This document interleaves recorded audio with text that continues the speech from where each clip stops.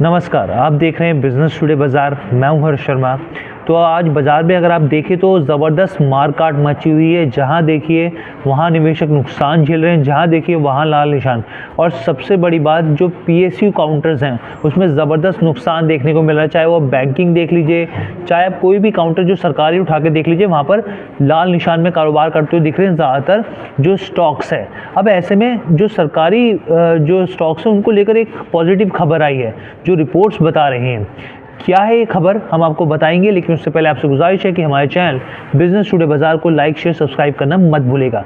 तो MSCI Morgan Stanley capital international जो है वो 13 फरवरी को क्वार्टरली रिव्यू रिपोर्ट जारी करने वाली है। जी हाँ, क्वार्टरली रिव्यू रिपोर्ट जारी करने वाली है। इस रिपोर्ट में क्या है, तो इस रिपोर्ट में जो चीज़ें हैं वो बहुत ही काम की है, आपको बताऊंगा। लेकिन उससे पहले ये रिपोर्ट के ऊपर जो न्यूवामा अल्टरनेटिव क्वांटिटेटिव रिसर्च है उसने एक रिपोर्ट जारी की और उसने बताया है कि इस रिपोर्ट में कुछ पब्लिक सेक्टर्स जो काउंटर्स हैं, जो पब्लिक सेक्टर्स के जो स्टॉक्स हैं उसको शामिल किया जा सकता है। कौन से हैं वो नाम मैं आपको ये भी बता देता हूँ।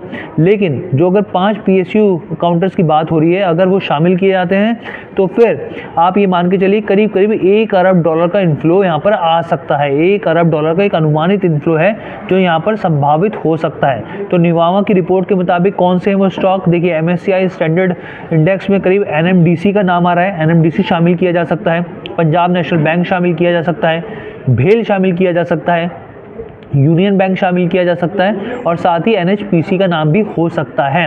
अब ये जो स्टॉक्स हैं मैं आपको बताऊं, NMDC के हिसाब से देखें तो $186 मिलियन, PNB में $180 मिलियन, भेल में $156 मिलियन, यूनियन बैंक में $140 मिलियन और NHPC में करीब $223 मिलियन का इन्फ्लो देखने को मिल सकता है।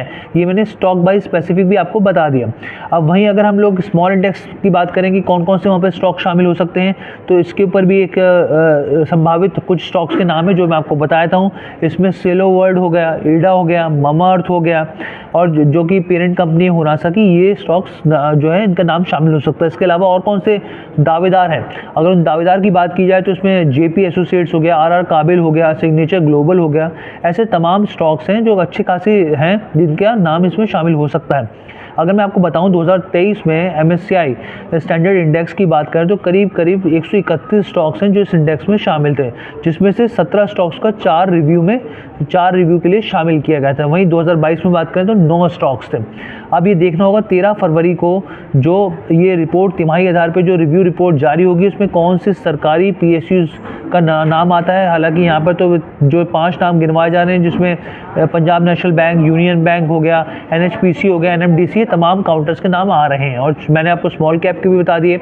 तो देखते हैं कैसा रिएक्ट करते हैं ये स्टॉक्स जब ये रिपोर्ट आती है, अगर इनके नाम आते हैं नहीं आते। लेकिन हमारी तरफ से यहाँ पे किसी भी तरीके की कोई खरीदारी की सलाह यहाँ पे नहीं दी जा रही, क्योंकि हम जो है वो बेसिकली एक न्यूज़ चैनल है, न्यूज़ के तौर पे आपको खबरें देते हैं ताकि आपका जो खबरों को जानने का नज़रिया है वो और बेहतर हो सके। बिजनेस टुडे बाजार के साथ जुड़ने के लिए बहुत बहुत धन्यवाद।